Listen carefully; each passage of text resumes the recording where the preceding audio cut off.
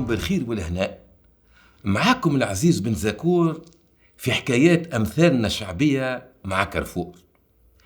يقول المثل التونسي: الدنيا مثلتها دلاعة، تتكركب كيف الدلاع، يا ما لحقوها من طماعة ورماتهم في بير ما لقاع.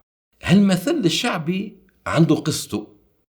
يحكيه في قديم الزمان على سلطان، وما سلطان إلا رب العالمين. السلطان هذا مكسبه طفلة نورت عينه، الأميرة شهناز، قد وزين كاين القمرة ليلة 14. لكن السلطان هذا ما يشبعش من الدنيا، جات عشقته في الذهب، والنهار طوله وهو يلم ويخزن. ما نطول عليكم حديث، في ليلة من ليالي رمضان الناس بايتة تتهجد وتدعي في المولى عز وجل، وهو بايت كعادته في بيت الخزنة يحسب ويعد في الوز والذهب.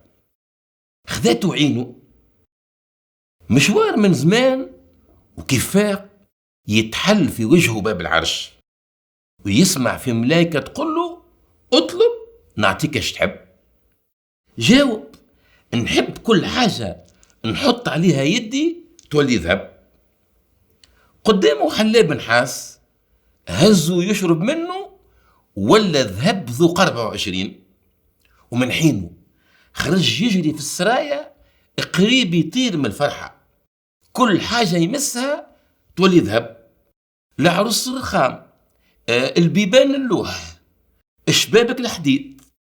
حل باب بيت الفطور يلقى بنته نورت عينه عالطاولة باش تتسحر، وبحذاها الطاولجية تفرغ لها في المسفوف.